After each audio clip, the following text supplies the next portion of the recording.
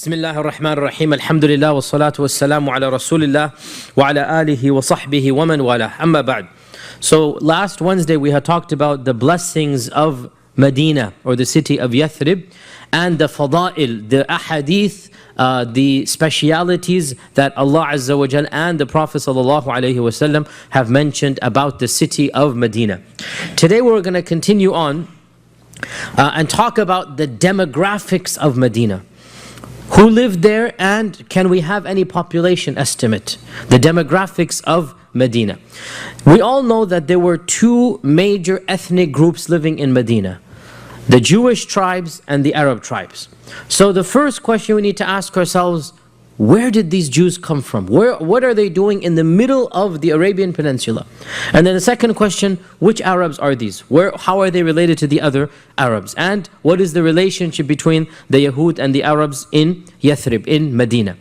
Realize, before we even begin, that this issue is a very politicized, very polemical one. It causes a lot of debate. And that is because the accusation that non-Muslims give of our religion, amongst many other accusations, one of them is that it is anti-Semitic. And anti-Semitic means that the accusation is the religion is racist against the Jewish people.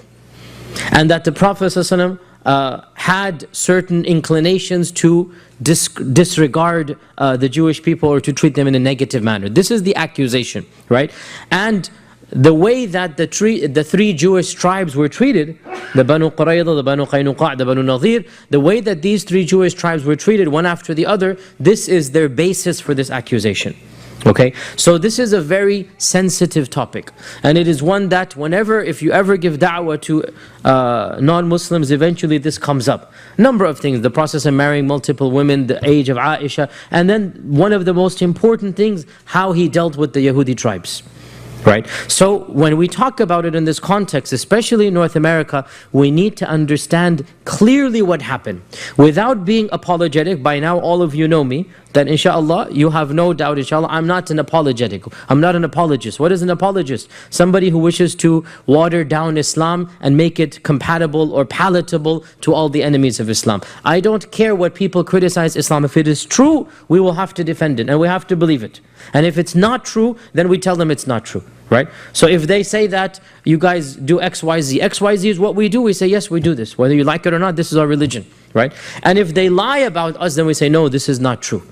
And if it is true, then we also have to explain. So did the Prophet ﷺ have multiple wives? Yes, he did. Then we need to explain the rationale. There's wisdom behind it. And in explaining this, we are not watering Islam down. We're simply defending, and we're simply explaining that people should not be critical. So this is one of those topics. I'm just talking about it for the first time, but do realize that throughout the next few weeks and the next few years, because the Madani Seerah is 3 times the Makki Seerah, inshallah, if Allah gives us life, we'll continue this. I will have to go into a lot of detail into these Jewish relationships, because it is important for American Muslims to be aware of the details of what happened, some of which sound politically very incorrect and some of which have no problems with. Our basis is not political correctness. Our basis is, did the Prophet ﷺ do it? If he did, what is the wisdom? That's what our methodology is going to be. So before we even go on this tangent, today we need to discuss a very important question that will contextualize the rest of this dimension, and that is, where did these Jews come from? And what are our sources for the stories about the Prophet ﷺ and the Jews? Now realize, one of the biggest problems that we face is that non-Islamic sources have no mention of these Jewish people at all. So the only reference we have to these tribes is from within the Islamic tradition. As of yet, we have not discovered any history, any chronicle that mentions the tribes in Medina. Now, there are references to Jews in Arabia, in other sources. But from the Islamic sources, we get all of the details. Now, this is considered problematic by non-Muslims. For us, it doesn't really matter that much. By non-Muslims, it's considered problematic. Why? Because they say these sources are biased. They all have an agenda. And what is the agenda? To defend the Prophet ﷺ no matter at what cost. Because they're all Muslims, so they're not going to be fair and balanced. That's only one network is fair and balanced, right? Otherwise, the Muslims can never be fair and balanced, right? Because, according to them, they will have this bias to defend the Prophet ﷺ, so we'll never know the full story. Anybody who opposes the Prophet ﷺ, according to them, will be painted in a negative light. And can you believe there are articles that I have read myself that defend Abdullah ibn Ubay ibn Salul as being a noble man, as being a leader. Why? Because, again, the point is, anybody who opposes the Prophet ﷺ is painted negatively, he must have been a good person. So they flip the entire narrative around. And they make the leader of the munafiqeen the real true gentleman and nobleman of Medina. And the same applies to the other stories as well. So we need to be very cautious and careful about how we're going to interpret the sources. So, we begin by saying there are a number of theories about where these Jewish tribes came from. Some of these theories were simply said by the early scholars, and some are propounded by later scholars. The first theory is that these tribes were sent by the Prophet Musa alayhi salam himself. That the Prophet Musa alayhi salam sent a small group to the land of Hijaz. Why? Because he knew that the Prophet Muhammad ﷺ would come from that land, and so he wanted a group of his followers to believe in him and welcome him. This is a theory that one finds in early Islamic sources, and Allah Azza wa Jalla knows best. It does seem a bit strange, to be honest, and it doesn't seem very sound. Yani, why would Musa alayhi salam send some of his followers when he is the prophet of that time and the people should remain with him? And he knows that there's going to be another prophet, Isa, between him and the Prophet ﷺ. And Allahu Alam, but he probably knew that the other prophet would come after a long time. And that's over 3,000 years. Allahu Alam. But this is one theory that some Muslims have. Another theory, which seems more reasonable, and this actually might have some references in non-Islamic sources, as we'll mention. Another theory is that the Jews of Medina settled in Medina after they were expelled from Jerusalem. Now, let's pause here.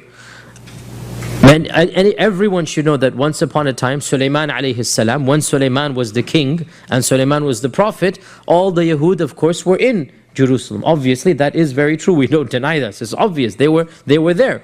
And Sulaiman alayhi salam had built the big temple, the Haykal. He had built the big temple of Sulaiman. Now, over the course of the next hundreds and thousands of years, the power of that state collapsed. The Romans became in charge, and then the Christians, and at times even the Persian emperor was in charge of Jerusalem. So over the course of the next 1,500 years, until Umar ibn al-Khattab conquered Jerusalem, Jerusalem was in between many different people. It was controlled by pagan Romans. Pagan Romans, they hated the Christians as well. It was controlled by the Persians at times, and at times it was controlled by Christian Romans. So different groups had controlled it. Now, there were two major expulsions of the Jews. And according to the majority of scholars of Islam, it is these two expulsions that are mentioned in the Quran in Surah Al-Isra. If you read the first page of Surah Al-Isra, Allah subhanahu wa ta'ala mentions two expulsions and two punishments sent upon them. Right? The majority of Quranic scholars consider these two to have been the ancient two of the past. And I should just add as a footnote, some modern scholars of the Quran, and I haven't really studied and I don't have an opinion myself, some modern scholars say that this reference in Surah Al-Isra is to a future event and not a past one. And if you understand Surah Al-Isra, this changes the whole dynamics of what the surah is talking about, right? And that is a tangent that is not relevant to this class. But there's a new group of scholars that is saying Surah Al-Isra is not history, it is prophecy. Surah Al-Isra is not the past, it is the future. And that changes the entire dynamics if you understand the surah and what is being mentioned. But that is one theory. The majority of scholars in our history have always understood Surah Al-Isra as being history, i.e. the two expulsions. What are these two expulsions? The first expulsion took place in 587 BC, before the Christian era. 587 BC. And this was when Nebuchadnezzar, who was an evil tyrant rule, Bukhtanasar in Arabic, Nebuchadnezzar surrounded Jerusalem, and for the first time in the history of the Jewish empire, destroyed the Haykal of Sulaiman, the original Haykal, the actual temple that Sulaiman had built. And this was considered to be one of the wonders of the world. Why? Because the jinn built it, obviously. It was a structure the likes of which man had never seen. It was massive and beautiful. It was a feat of architecture. It was considered to be one of the 7 wonders of the ancient world. You might have heard of the 7 wonders of the ancient world. 7, if you like, creations of man that were just unparalleled. One of them was reputed to be the Haykal of Sulaiman. And of course, we as Muslims, we believe the reason why was because he had the jinn building him. Allah says in the Quran, right, that the jinn are banna'in wa ghawwas, right, that they were banna', architects, and ghawwas, diving deep into the water to get what they needed. So they're doing things in the water. What did they get from the water? What pearls, what beautiful, exquisite treasures? And banna', they're building structures. So Allah subhanahu wa ta'ala tells us that Sulaiman was given this. So the Haykal of Sulaiman was a amazing structure that stood solid for 400 or 500 years, untouched. And then Allah Azza wa Jal will that the first of the destructions occur. And this is, as I said, in 587 BC. And this was when the original temple was destroyed. This temple was, when it was destroyed, it was the first time the Jews had to flee. It is called the diaspora. And the Jews are known throughout history for having many diasporas. They call themselves the wandering people. The wandering peoples. Why? Because since that time, they've never had a unified land up until, as we know, 1947. So they have always been in different lands. That was the beginning, the first diaspora. And it was at that diaspora that large groups left for many lands. We know for a fact they went, the majority of them went to Iran. And they stayed there for many decades or hundreds of years until finally King, Cyrus allowed them to come back. And so many of them came and many of them remained. And Iranian Jews, therefore, are considered to be of the most ancient of the Jews. And there are plenty still in the world. If you go to Los Angeles, there's a whole area of Iranian Jews over there, an entire area over there where you can see their restaurants and their stores and whatnot. And they're well known. This is perhaps one of the largest groups of Jews in the Middle East before the creation of Israel. That was in Iran. So that's one area they went. Also they went to areas of Iraq, and we know that Iraq had a lot of Jews in the time of the Umayyads. Early Umayyads was full of Jews. Baghdad as well, Kufa and Baghdad. Where did they come from, this first diaspora? It is also said that some went to Yemen, but it appears that the majority of the Yemenite Jews are from the second expulsion, and Allah knows best. Do they go back that ancient or not? We know that Yemen had a lot of Jews in it. We know this up until now. There were Jews until 1947, and the Yemeni Jews and the Falasha of Ethiopia are of course related. They are in fact the same branch. So from Yemen they then went to Habash or Ethiopia. So those two are also the branch of the Yahud. So there is one theory that a small group of Jews in 587 BC emigrated to Hijaz. This is a theory. There is no architectural evidence. There's no records. This is one theory. Personally, I doubt this, because that is taking the presence of Yahud back 1,000 years before the Prophet ﷺ, and that seems too early. Allahu A'lam. It seems too early for the entrance of the Yahud. But this is one theory. Now this was the first expulsion, the first diaspora. The second destruction of the temple. So eventually the emperor, the future emperor becomes kind and he builds the temple again. But of course he builds it, so it's his structure, not Sulaiman's structure, right? So it's a fake imitation, a cheap imitation of the real structure. Nonetheless, it is a magnificent structure from his perspective. In other words, he does a good job, right? So one of the emperors was basically took some kindness on them and built a massive temple for them. This as well was about to be destroyed in a few decades, and this is the second destruction according to the majority of scholars that Allah Azza wa Jal sent upon them. And this happened after the coming of Isa ibn Maryam. after the coming of Jesus Christ, under the Emperor Titus in 70 CE. Under the Emperor Titus in 70 CE, there was a second destruction of the temple. And this led to a second diaspora, a second time that the Yahud fled in many different areas. And there was a third, not destruction of the temple, but a third major diaspora when in 132 CE, a group of Jews decided to rebel against the ruler, because the ruler forced them to, I believe, don't quote me here, I think that they were forced to commit shirk.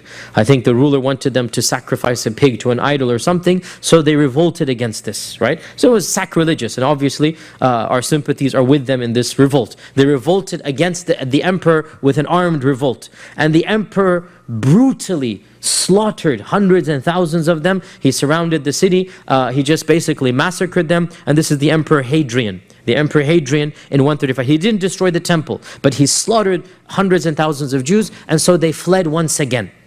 It is said, and this seems to be, Allahu Alam, the one that makes the most sense, that this wave of immigrants, some of them running and fleeing helter and skelter, some of them wander down south into the Arabian Peninsula, because Jerusalem is due north, and they're just wandering down and they come across this fertile ground that has lots of date palms. There are no inhabitants there at the time, and they settle down over there. And this is the original Yathrib then, right? So the Yahud are the ones who actually found Yathrib, according to this narrative. And one group settles in Yathrib, another settles in Khaybar. And Yathrib and Khaybar are relatively close to each other, okay? One group settles in Yathrib, another Khaybar, and it is also said another group continues down, and the largest of them continues down until they reach Yemen, right? And the Yemeni Jews were the largest quantity of Jews in the Arabian Peninsula, right? In fact, when the Prophet ﷺ sent Mu'adh ibn Jabal to Yemen, what did he tell Mu'adh? He said, you're going to go to a land that is Jews and Christians.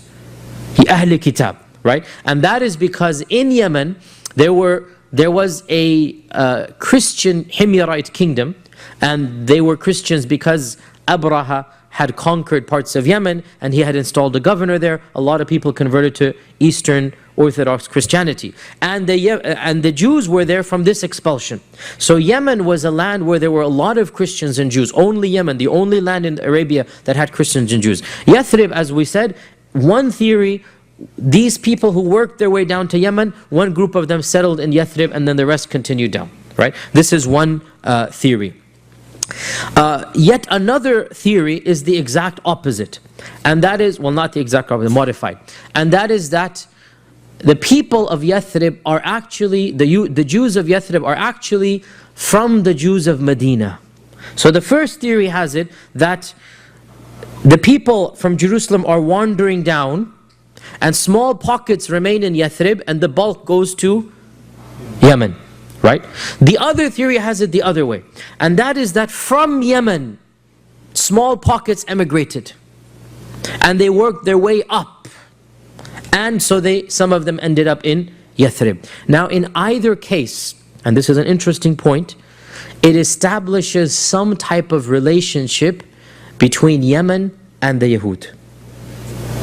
Correct? Either case. Because the first batch, the first theory, they would have eventually found out that their relatives migrated to Yemen. Correct? And the second theory, they are the descendants of the Yemeni Jews. Correct? So both of these theories link them to Yemen, and in my humble opinion, this makes complete sense, as we're going to come to now. This makes complete sense, and it fits in perfectly as we're going to come to now. A tangent here. Some modern researchers,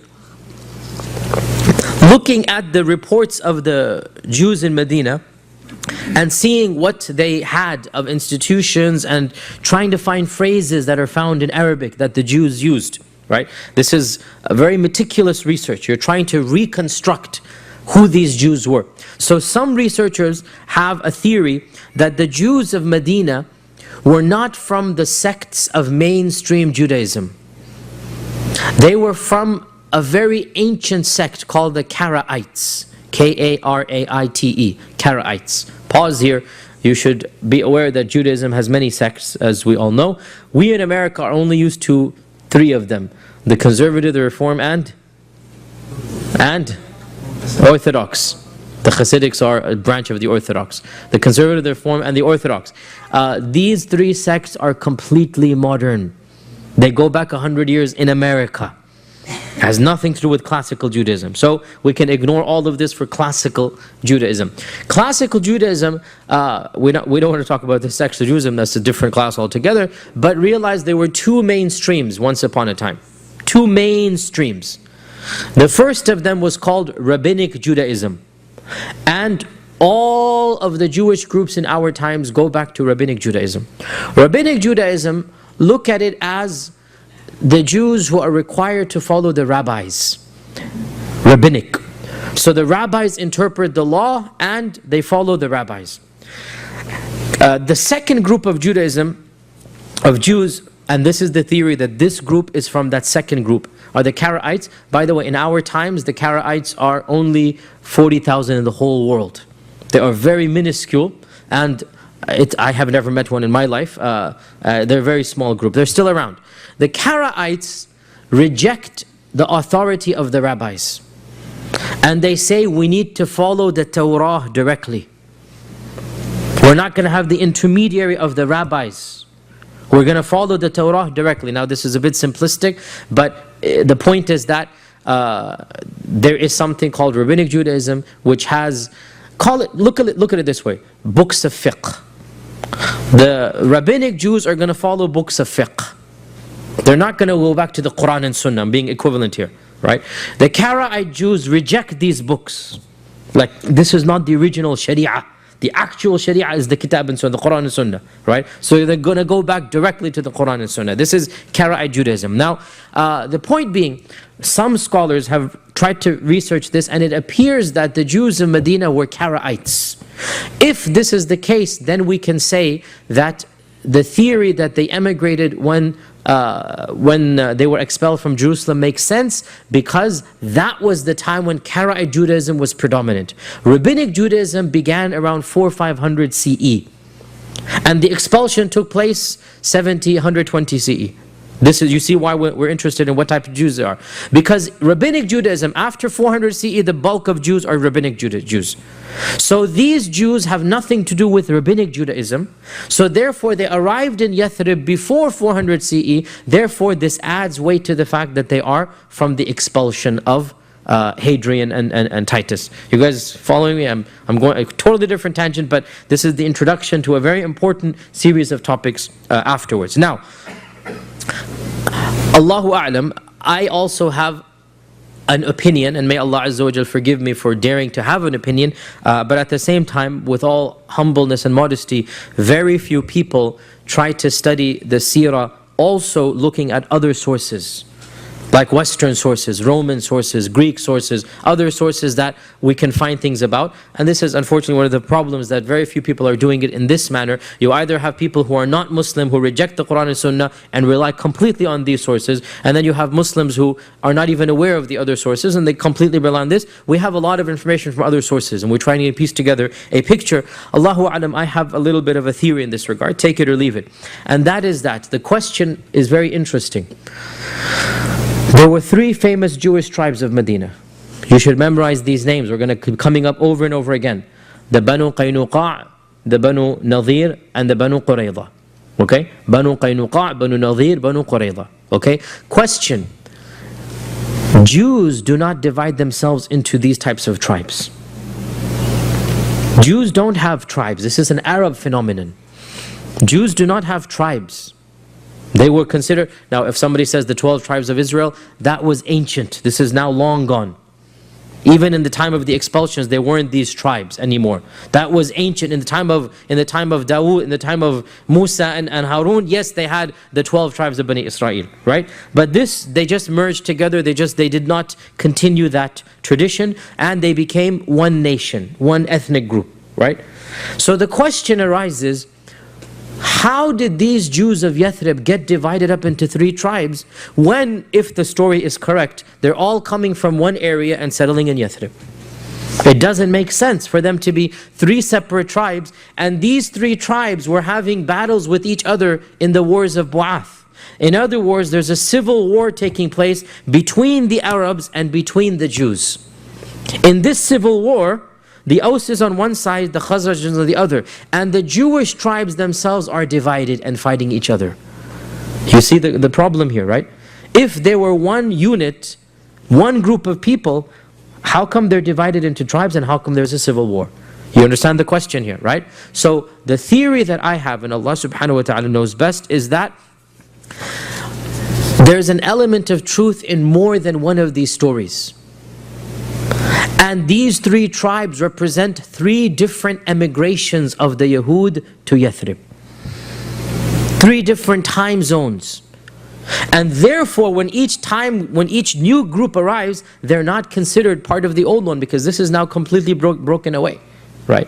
And so, this is one theory, and again, I don't know anybody who has suggested this, but there is very little discussion in the Islamic sources of the origin of these tribes anyway. If you look at Ibn Ishaq, no mention at all where these Jews come from. Look at Ibn, so this is not something that people are thinking about, where all of these people come from. Nonetheless, this is one theory, and Allah knows best, and we're never going to know unless we find external information, but it does make sense that there must be some reason why these three tribes were separate from one another. That's the theory I have. Now, this is the first group of people, the Yahud. The second group of people are the Arabs. The Arabs were themselves two tribes. Now, alhamdulillah, we know the Arab tribes. The Arab tribes, their lineage is mapped out. And by the way, some modern groups of scholars, they actually even denied that there were real Jews in Medina. Some modern non-Muslim scholars, they denied this. Why? Many reasons, but perhaps some of them felt embarrassed that this happened to the Jews, so they said these weren't real Jews. Who were they? They were Arab converts to Judaism.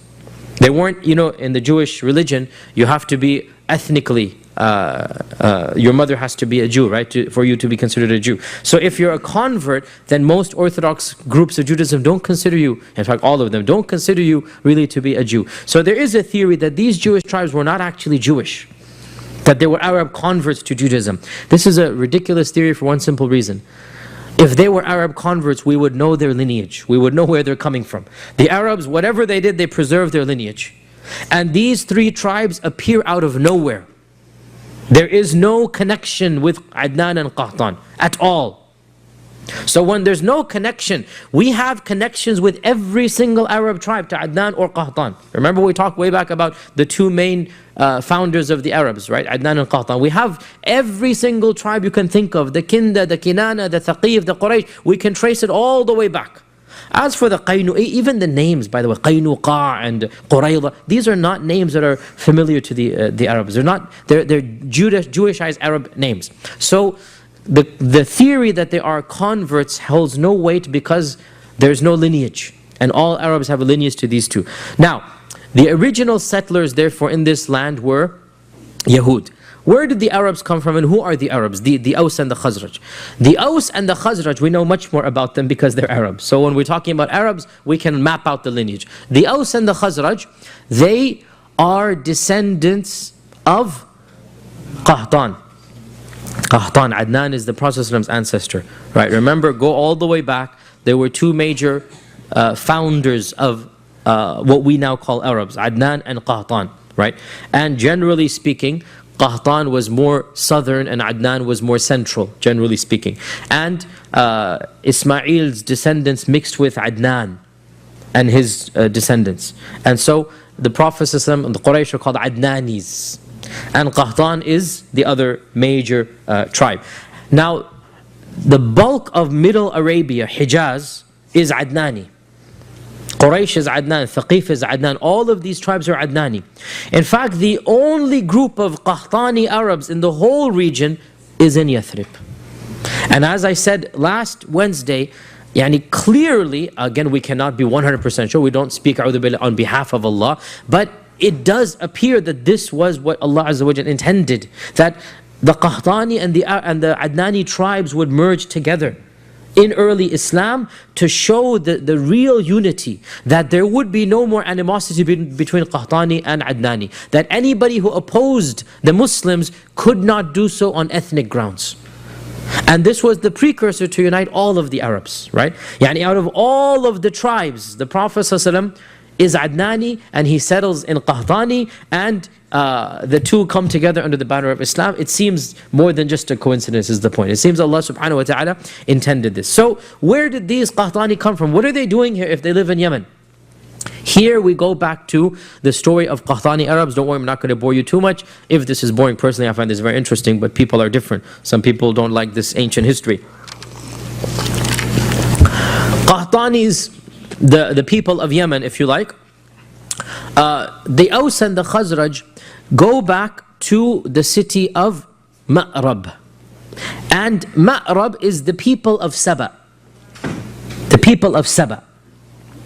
You know Saba is mentioned in the Quran. There's a surah in the Quran, Surah Saba. Right? The people of Saba, Allah Azza wa Jal mentions them in the Quran.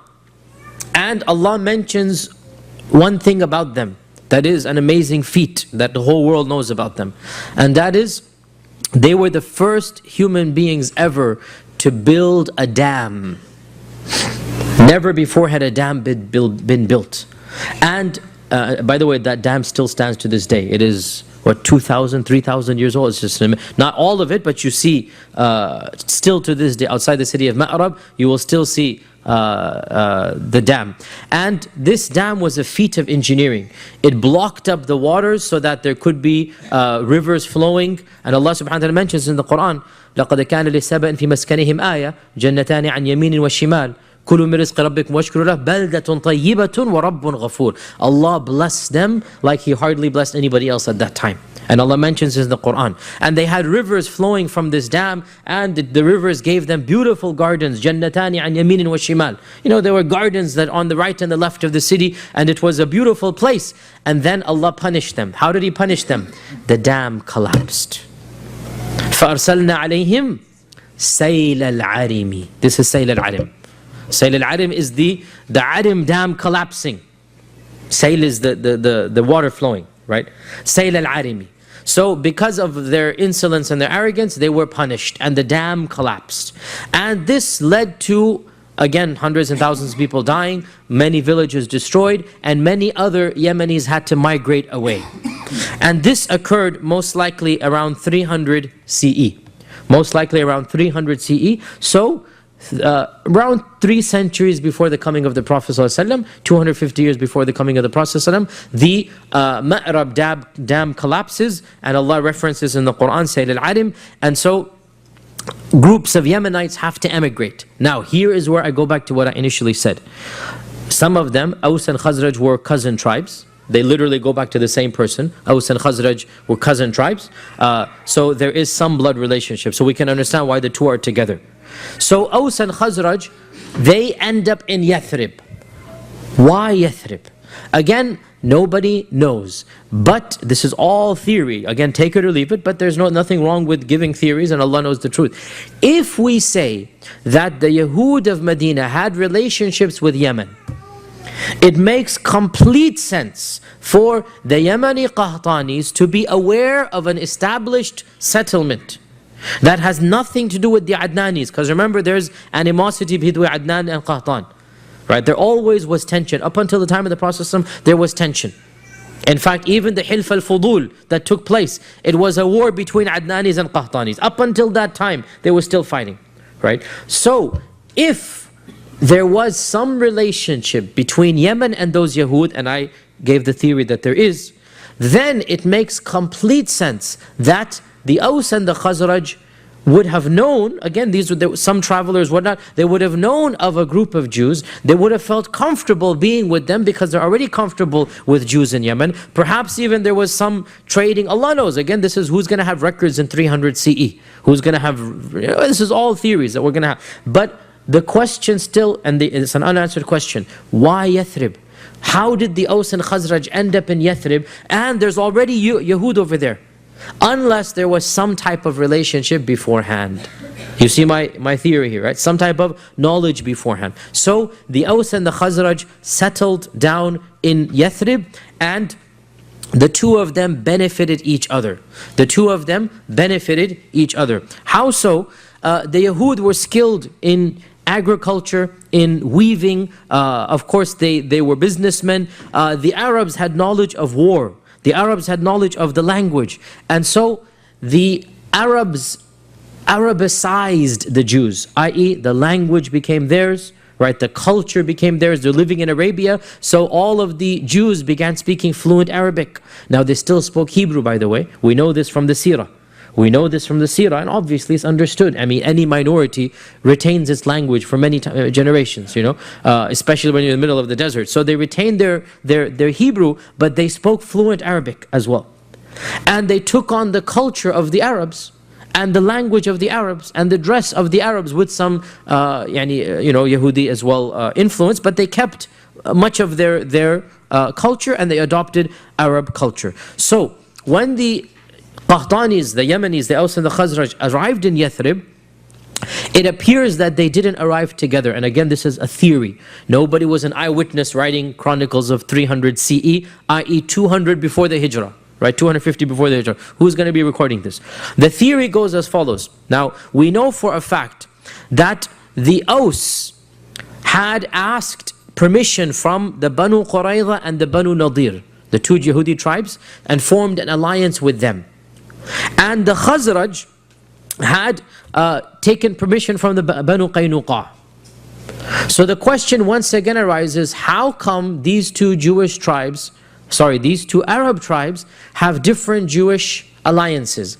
The theory, the two of them didn't arrive at the same time, maybe 10, 15 years apart, or a few years apart. That the first tribe arrived, and that is the Aus. And the Aus got the alliances and took some protection from the largest of the Yahudi tribes, and that is the Banu Qurayza and the Banu Nadir. And this also explains why the Aus were richer. Because the Aus were richer than the Khazraj, and the Aus had a higher income. They were socio-economically better off, and they occupied the better land of Medina. Because in those days, land was also tribal.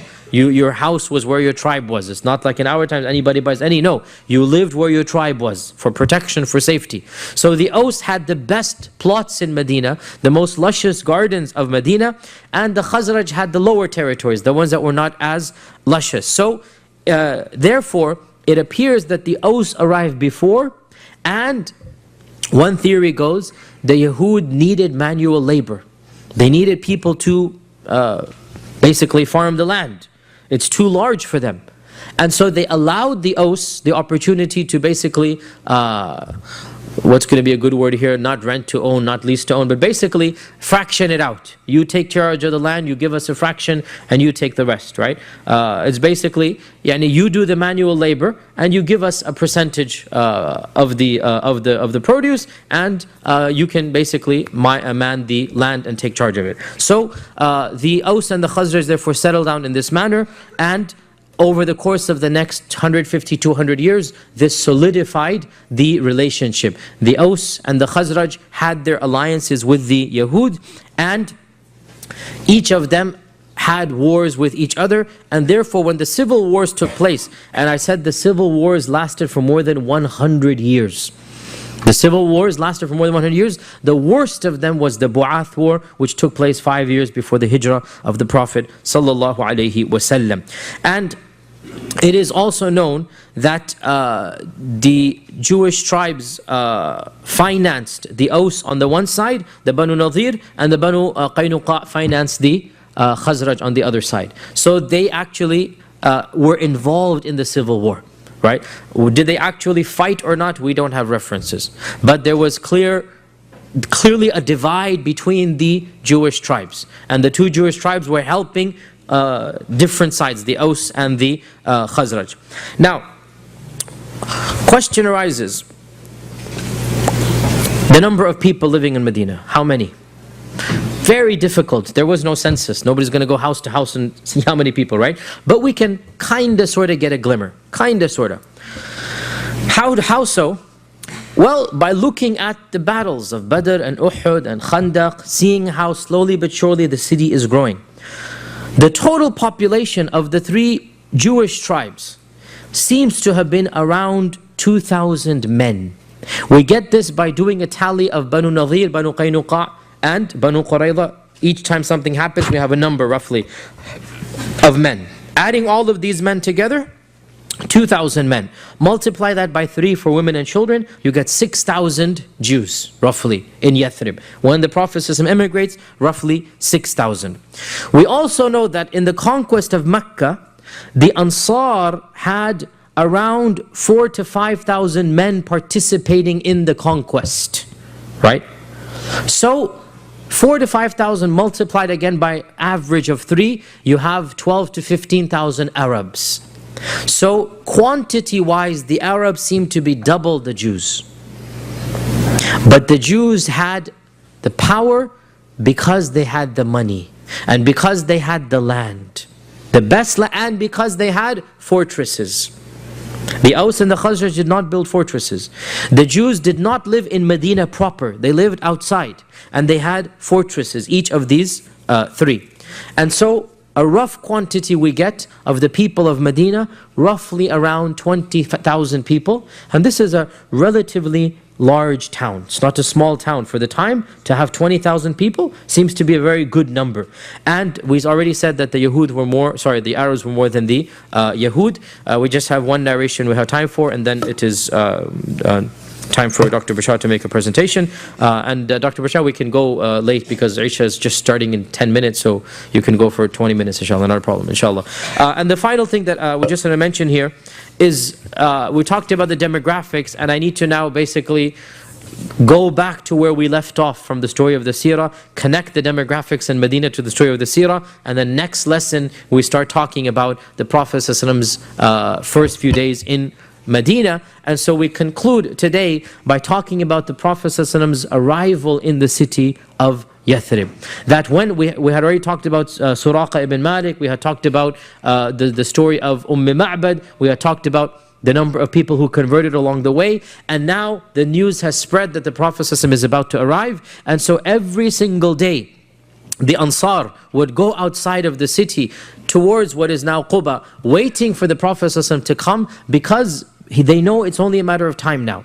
And every day they would go there in the morning and wait until around 10, 11 o'clock when the sun got too hot. And then they would have to go back and go to sleep because it was too hot. And so one day they went in the morning waiting and nothing happened, and they came back by 10, 11 o'clock, and in the distance the Prophet ﷺ and Abu Bakr appeared, but there were no Ansar there because they were already back home in their houses. And it so happened that one of the Yahud, because they were the ones on the outskirts, and because they were the ones who had that plot of land, one of the Jewish men was on the top of the tree plucking the dates. So he was the first to see in the distance the Prophet ﷺ and Abu Bakr coming. And the excitement of waiting for the Prophet ﷺ was so immense that it had even affected the Jews. I mean, it's an exciting thing, it's about to happen. And this is the case in any community, that anything is happening, everybody feels happy about it. So the Jew became so happy, he cried out at the top of his lungs that, "O Arabs, your king has arrived." Notice, he knows that they have adopted, quote unquote, the Prophet as their king. Or, "O Arabs, your king has arrived." And he too is excited. And notice he says, "your kings." Because from the beginning, they did not expect the Prophet to be their, forget prophet, even ruler. And there was going to be tensions to come. Because he didn't say my king, he said your king has arrived. He's excited because everybody's waiting, but he doesn't ascribe it to himself, because that's not, they felt that until this point, they always felt that that's their business, we have our business, they will not interfere in our business. But slowly but surely that did happen. And so the Prophet ﷺ, when the news spread, the Ansar rushed out in hordes, hundreds and hundreds of them. And the Prophet ﷺ entered, according to one report, on the 2nd of Rabi' al-Awwal, according to another, on the 12th of Rabi' al-Awwal, on a Monday, in the 14th year of the Da'wah, which was to become the first year of the Hijrah.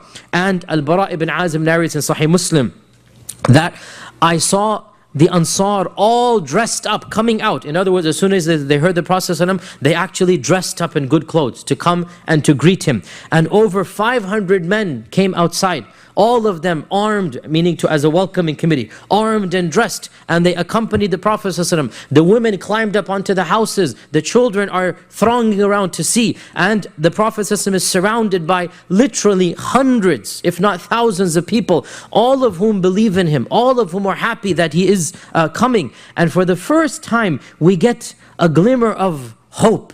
Changes in the air. It's not like Mecca, where he's persecuted, where he's tortured. For the first time, there's excitement, there's buzz, there's a freshness happening, that for the first time, people in the hundreds and thousands are thronging to welcome him, to greet him. We can sense the joy, the vibrancy, the change in the air. We can sense that a new tide is coming, that the change has begun, that the blessings of Allah subhanahu wa ta'ala will signal a new era. And this is the seed of the first Islamic nation, and the story of its nurturing and its expansion and its flourishing will inshaAllah ta'ala be the story of the Madani's seerah, the Madani seerah, and that inshaAllah ta'ala we will resume in our next seerah class. I will now hand over to Dr. Bashar.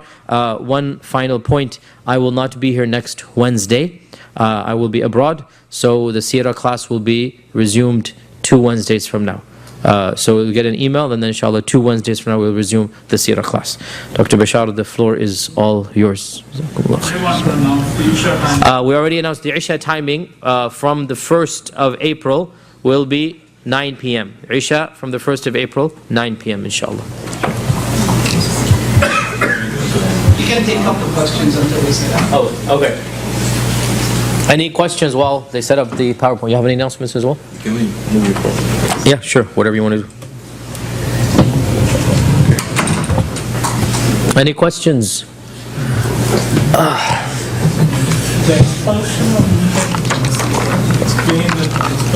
All of this will come. I don't want to be hasty.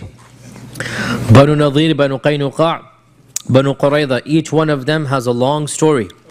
And we need to be very careful and cautious. We need to explain the details and rationale. So when the time comes, yes. So there's no clear indication that the Jews were looking for the next Messiah. No, the Quran itself references they're waiting for the next prophet. I mean, in Medina. Yes, the Quran references this, but they expected that prophet to be one of their own. They didn't expect him to be someone else. The Quran references this in Surah Al-Baqarah. وَكَانُوا مِن قَبْلُ يَسْتَفْتِحُونَ عَلَى الَّذِينَ كَفَرُوا. I think it's verse 130, 140 something. It's in that area. That Allah says they were expecting a victory over the Aus and the Khazraj. And the Aus and the Khazraj say that whenever we had a war, right, the Yahud would tell us that it's only a matter of time before our prophet comes and will massacre you. So they're waiting for a prophet. According to our legends and sources, they are waiting for a prophet. Does it answer your question? I mean, in Medina itself. Yes, in Medina. They're waiting for a prophet in Medina. Yes. Yes.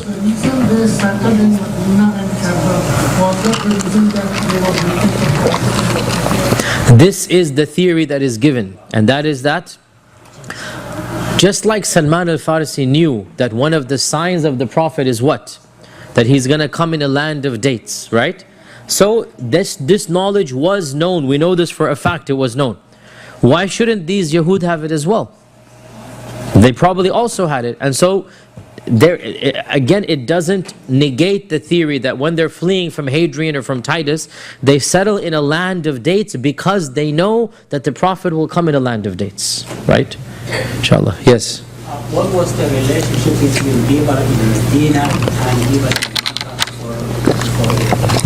Makkah? One of the specialities of the people of Medina is that they had never been conquered by any tribe, even though 2-3 times this was attempted. But they had never been conquered by any tribe. So there was a relationship of izzah. People would come, trade, and leave. There was never a conquering. So the Aus and Khazraj were independent in spirit. Okay? Jazakumullah khair. We will continue inshallah next, not next Wednesday, 2 Wednesdays from now inshallah.